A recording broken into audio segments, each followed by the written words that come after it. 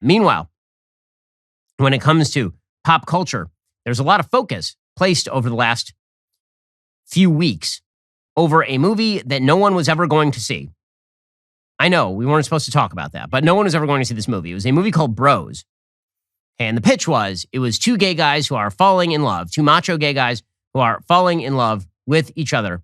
And at the end, if they're lucky, they will be monogamous for a few months, and then they will be not monogamous. I'm not kidding. That's actually in the plot synopsis.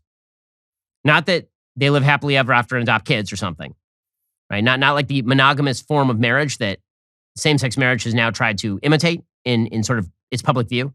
But the whole point of Bros is that homosexual relationships do not work the same way as heterosexual relationships, which happens to be true. Homosexual men are significantly more promiscuous than heterosexual men, which, again, makes sense. Not because homosexual men are different from heterosexual men, but because women are not the same as men. And women tend to be much more selective about whom they have sex with than men do. And, well, in the movie, that's made very clear. Apparently one of the opening scenes of the movie, from the reports, is a scene where these two guys who are dating each other have another two dudes in, and they just have a gay, very graphic orgy. Now, I wonder why so many people didn't see the movie. Now, we'll hit, this is because of homophobia, I'm sure. It's because everybody hates gay people, probably. Doesn't matter. We've had 1 million gay characters in every single movie, every single book series, every single TV series now has the requisite gay character who's always heroic and wonderful. Every single one of them. So this notion that America is in widespread fashion a homophobic, terrible country where no one could even consider the possibility of seeing two men together or two women together, it's not true, and it's not been true in American culture for literally decades. But this movie was supposed to break the barriers. And what was the barrier it was supposed to break? It was supposed to actually say the quiet part out loud, to it, I guess Billy Eichner, who directed the thing and wrote the thing, I guess that he gets credit for this, because he actually was going to say the quiet part out loud, which is what Dan Savage has said, which is homosexual relationships do not work the same way as heterosexual relationships. And it turns out people don't really want to watch that. People aren't all that into that. It also turns out, first of all, men don't like watching rom-coms. It's just simple marketing. Men are not going to a rom-com unless their wife or their girlfriend drags them to it. Yeah, every time my wife and I sit down to watch a movie, she wants to watch Pride and Prejudice or another rom-com, and I want to watch an action flick or an intense military drama. And I feel like that is fairly reflective of male-female preferences when it comes to culture and entertainment. And sometimes you get the sweet spot. Sometimes you get Top Gun Maverick, which is sort of a quasi-romance, but mostly it's just an awesome action flick with really, really cool aerial sequences.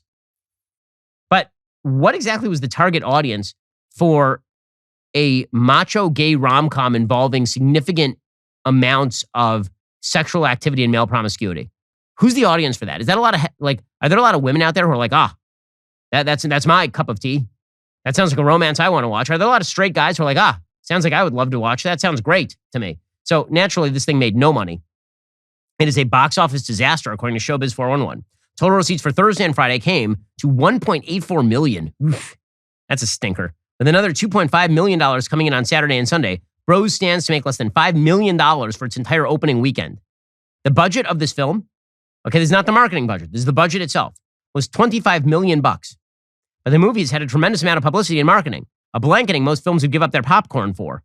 This just means the public at large had no interest in seeing not only a gay rom-com, but one with graphic sex scenes. No, you shock me, sir. I can't believe it. The fact that somebody in Hollywood was thrown this pitch and they were like, for the sake of humanity, we must make this movie. It's just amazing. It's incredible. This is why when people say about Hollywood, all they're chasing is the dollars. No, they're not. There's a significant ideological component to what gets greenlit in Hollywood. And this is just a perfect example of this. So once again, this movie is just a huge dud. According to Box Office Mojo, the biggest disappointment this weekend came from Universal's Judd Apatow-produced Bros. So first of all, Judd Apatow is wildly overrated, but put that aside. The film had a lot going for it, being touted as the first major studio LGBTQ rom-com and winning over both critics and audiences. Okay, it had an A cinema score because the people who saw it wanted to see it. It had 91% on Rotten Tomatoes because you'll be blackmailed into saying this movie is good whether it is or not. Haven't seen it, don't know whether it's particularly good or not. Didn't sound particularly interesting from the pitch. Unfortunately, hardly anyone showed up. The Billy Eichner starring film grossed just $4.8 million from 3,350 screens. Woo!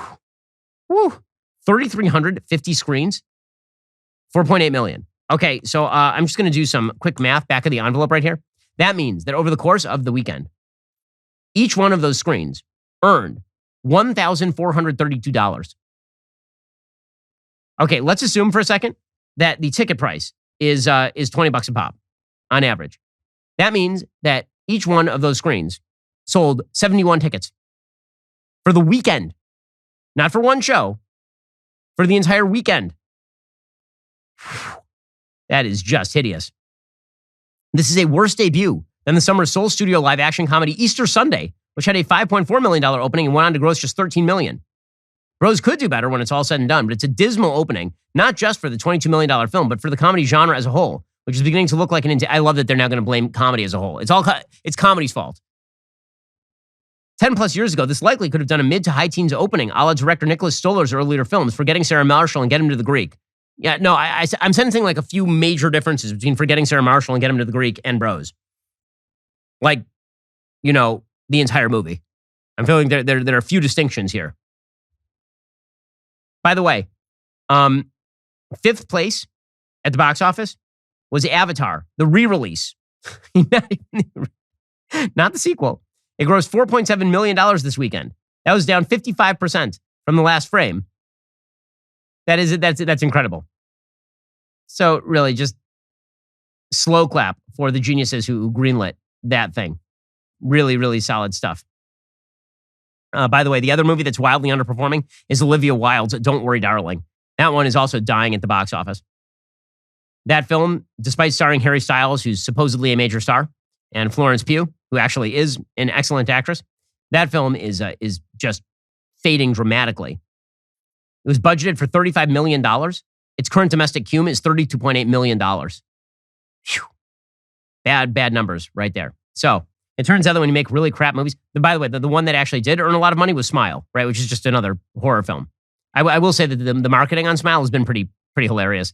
They actually hired actors to go to places like Yankee Stadium and then to stand behind the catcher and do the weird smile. Sorry, guys, the rest of the show is continuing now, including Alexandra Ocasio-Cortez writing letters to a bunch of rabbis about how she should be able to dictate their views on gay rights. Plus, the Supreme Court is coming back into session. They have a bunch of big decisions on the docket. If you're not a member, click the link in the description and join us.